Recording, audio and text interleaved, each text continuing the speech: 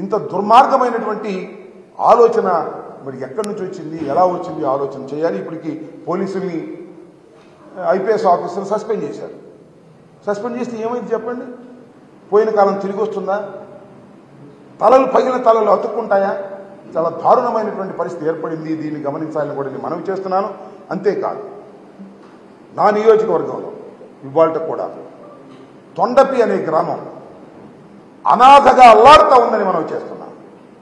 Total ముస్లిం minorities అందరూ కూడా ఊరు వదిలి వెళ్ళిపోయి అక్కడో ఇక్కడో తలదాచుకునేటటువంటి పరిస్థితి ఏర్పడింది. ఇంత దారుణం అండి. ఒక కల్చరల్ సొసైటీలో, ఒక రక్షణ కలిగినటువంటి సొసైటీలో, ఒక ప్రజాస్వామ్యంలో ఊర్లో ఉన్న ముస్లిం మైనారిటీస్ అందరూ కూడా ఎక్కడెక్కడికో పిడుగురాళ్ళ దూర ప్రాంతాలకు వెళ్ళి తలదాచుకోవాల్సినటువంటి పరిస్థితి ఏర్పడిందంటే ఏమిటి? ఇంకా మానవ సమాజం ఉందా లేదా ఆలోచన చేయమని మనం చేస్తున్నాం. ఇందాక ఆ సిట్ అధికారిని కలిసినప్పుడు కూడా చెప్పారు, తొండపిలో శాంతి భద్రతలు లేవు, ఎక్కడెక్కడో తలదాచుకున్నారు, వాళ్ళందరినీ తీసుకురండి, వాళ్ళందరినీ తీసుకొచ్చి ఆ ఇళ్లలో ఉండే విధంగా చేయాలని. ఏం చేశారండి? తొండపిలో ఇళ్ళు తగలేశారు, ముస్లింస్ ఇళ్ళు తగలేశారు. అంతేకాదు ముస్లింలు బైకులు బళ్ళు మొత్తం తగలేశారు. దారుణంగా ప్లాన్గా చేసి పోలింగ్ అయిపోయిన రోజు సాయంత్రం చాలా దారుణంగా వ్యవహరించారు. అలాగే మాదల్లో కూడా జరిగింది. మాదల్లో తట్టుకోగలిగారు, కానీ తొండపిలో మాత్రం తట్టుకోలేక గ్రామాలు వదిలి పారిపోయినటువంటి పరిస్థితి. చాలా చోట్ల నుంచి నాకు ముస్లిమ్స్ ఫోన్ చేస్తున్నారు, ఏమండి తొండపి వాళ్ళు మా దగ్గరికి వచ్చారు, వాళ్ళు రక్షణ కల్పిస్తున్నాం, ఏంటండి తొండపి ఎప్పుడు వెళ్తారు ఏంటని నేను మనవి చేస్తున్నా. మీ ద్వారా సిట్కి మనవి చేస్తున్నా, మీ ద్వారా పోలీస్ అధికారులకు మనవి చేస్తున్నా.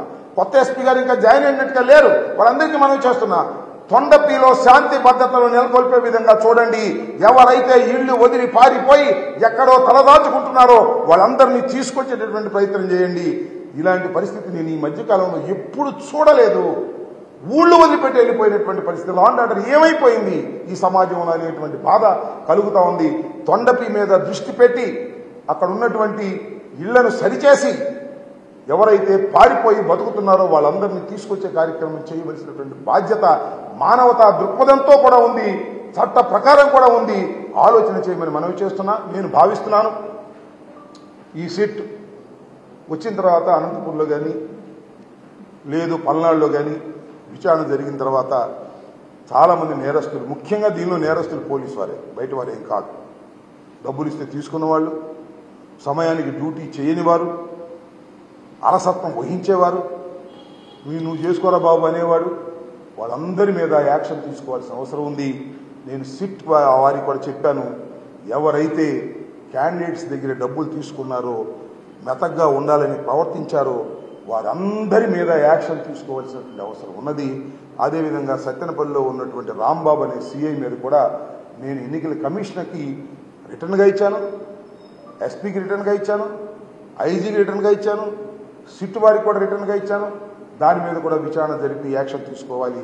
కొంతమంది పోలీస్ అధికారుల మీద నేను మనవి చేస్తున్నాను. ఇంత అరాచకం జరిగిన తర్వాత, ఇంత law and order problem create అయిన తర్వాత, ఇంత దౌర్జన్యాలు జరిగిన తర్వాత, ఇంత వైఫల్యం జరిగిన తర్వాత పోలీసు వారి మీద యాక్షన్ తీసుకోకపోతే ఖచ్చితంగా ఇంక సమాజం ఉండదని కూడా మనం చేస్తున్నాం. ఒక తప్పు చేసిన వారి మీద శిక్ష జరగాలి, జరిగినప్పుడు సమాజం బాగుపడుతుంది.